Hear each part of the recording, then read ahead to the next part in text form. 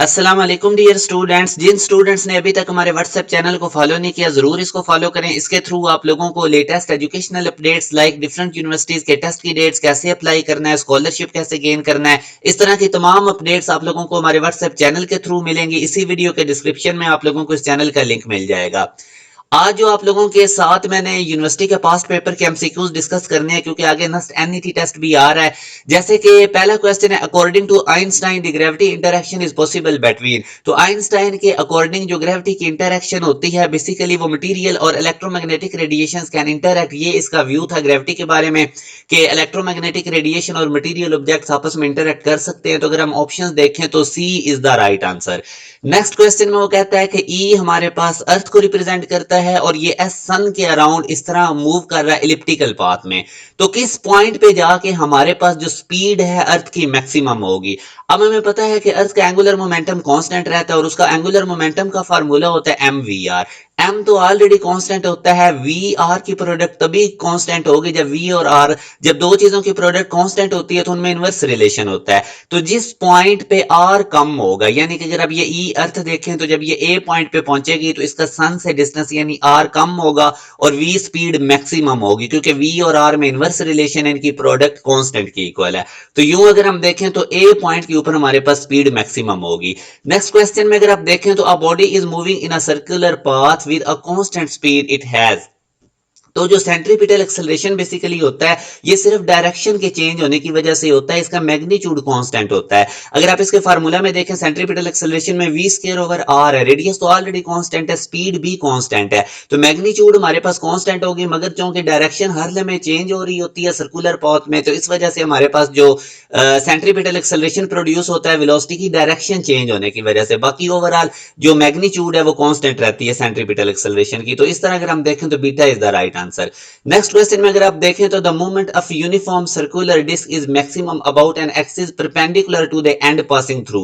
तो यहां से आप देख सकते हैं कि हमारे पास जो सर्कुलर डिस्क का मूवमेंट ऑफ इनर्शिया होता है उसका formula half M R square है। तो जिस पॉइंट पे आर ग्रेटर होगा वहां पे मूवमेंट ऑफ इनर्शिया भी ग्रेटर होगा, और ये अगर एक्सिस ऑफ रोटेशन है तो बी पॉइंट अगर आप देखें तो इसका हमारे पास डिस्टेंस ज्यादा है, एक्सिस ऑफ रोटेशन से आर ग्रेटर है, तो बी पॉइंट के ऊपर हमारे पास मूवमेंट ऑफ इनर्शिया मैक्सिमम होगा सर्कुलर डिस्क के लिए।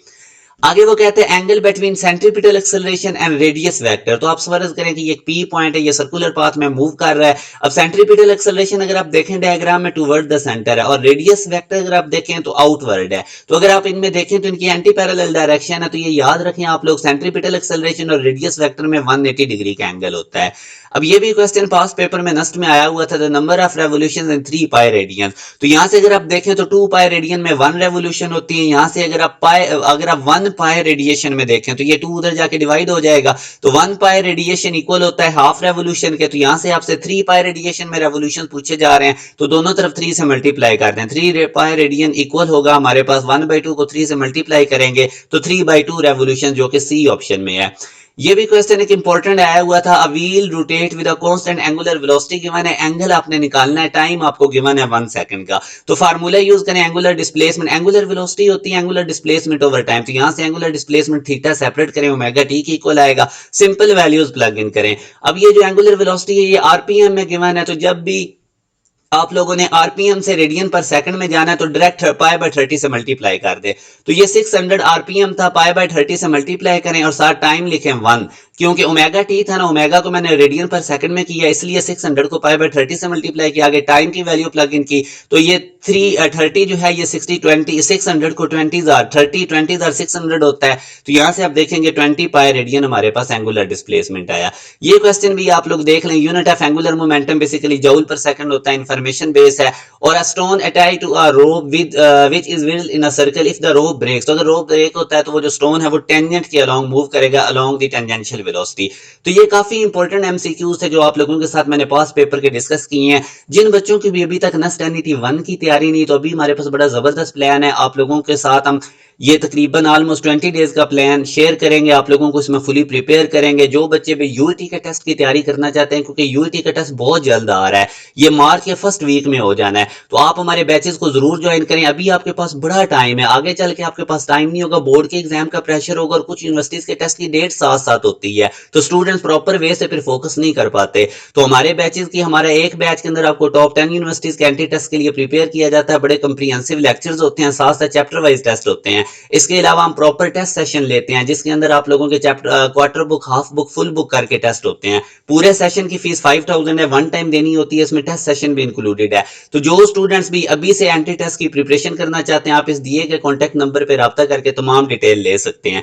एक चीज याद रखें, यूनिवर्सिटीज के अंदर अब एंट्री टेस्ट की बेस पे और फर्स्ट ईयर के मार्क्स की बेस पे अब आप लोगों को एडमिशन मिलेंगे, मेरिट बनेगा। सेकंड ईयर के मार्क्स आप लोगों के मेरिट फार्मूला में काउंट ही नहीं होते। तो इसलिए अभी से तैयारी करें, आप लोग हमारे बैचेस को ज्वाइन करें, आप लोगों को बड़ा परफेक्ट वे से प्रिपेयर करवाया जाएगा। अपना ख्याल रखिएगा। अल्लाह हाफिज।